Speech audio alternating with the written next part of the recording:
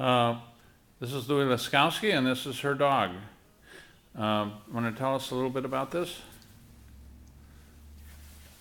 This is a fundraiser for the Lafayette Museum of Art, and it's a fiberglass dog, and they've had pigs and frogs and now dogs, and they auction them off.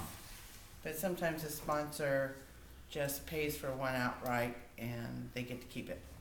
So I've done the art club at Harrison High School did a pig, and I did a frog called Hiket 2 years ago, and then they called me and asked me to do a dog for the Lafayette Museum. So they're sponsoring it, and they, as I understand it, are keeping it. And it's called the Centennial dog because it's the 100th anniversary of the art museum. And the dog is has to be delivered now to be clear coated, and then they will be shown throughout the community, and then they'll have the auction, the big celebration, and the auction to make monies. And it's the vet school and the Lafayette Art Museum that have come together this year to create this fundraiser. So this dog, it has the pictures from paintings that the Lafayette Museum of Art own.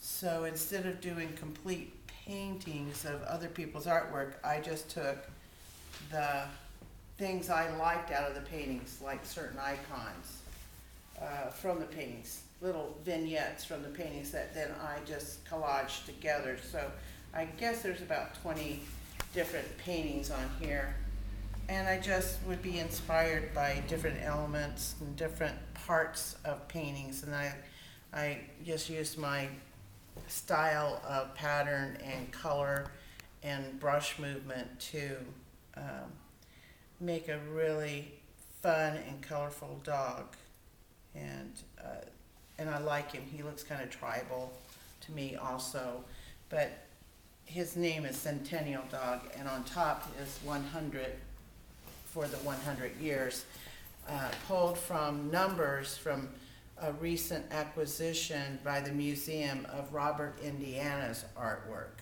So I just looked at that piece, and then I pulled the style of some of the numbers from that piece to put on the dog.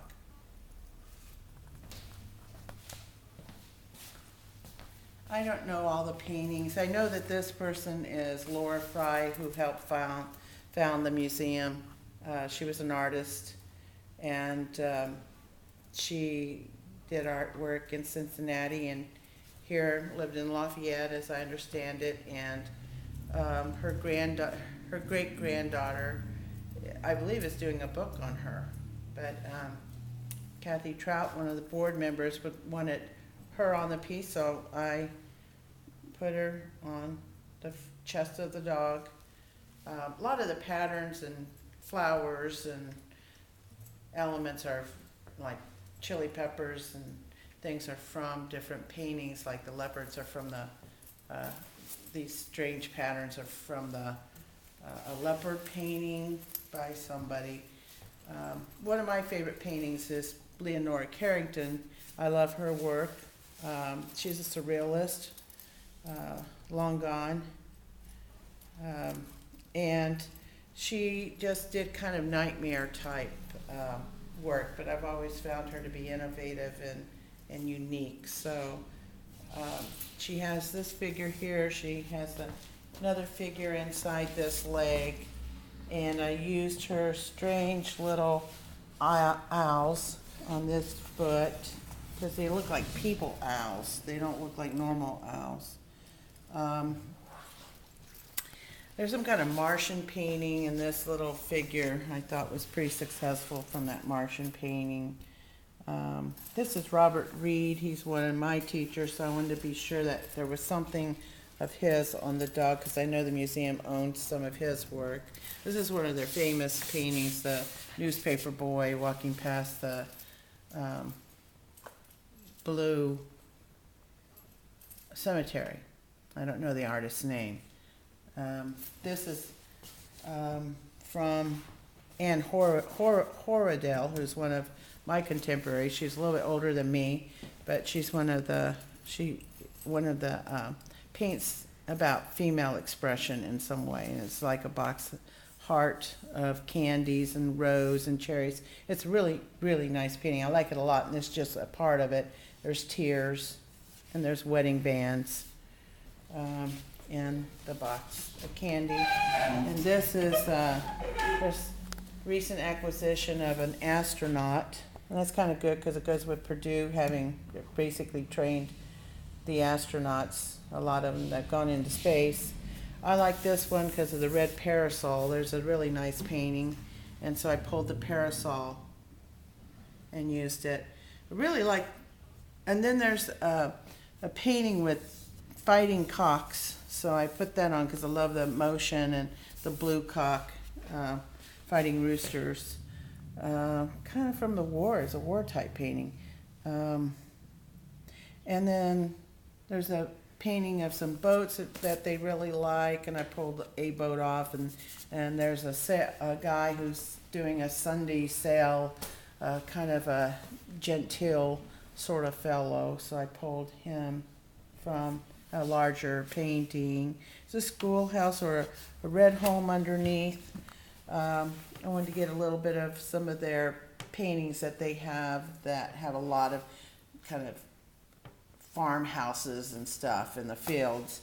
And underneath is a heart that they recently acquired. It's like a heart that looks like an organ, a real strange organ.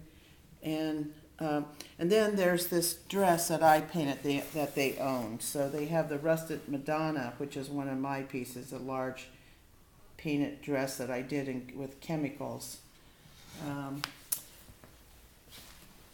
And sort of these little patterns on the front of the dog face have to do with Scott Frankenberger, who's a well-known potter, and he uses pressed patterns into his work.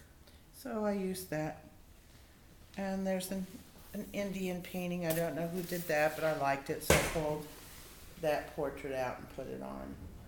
That kind of gives a lowdown. There's just the large face back here. I don't know who that is. There's a piece by Doug Kalish who's a professor over at the Wabash College. Right in here, I just pulled an element from one of his multi-mixed media constructions. He's a sculptor. So that's, there's a lot of different things on here, and I don't know them all. I just picked the things that I wanted to paint on this dog, and I'm happy I got it done. It was really hard to get it finished to where I would like it. The end.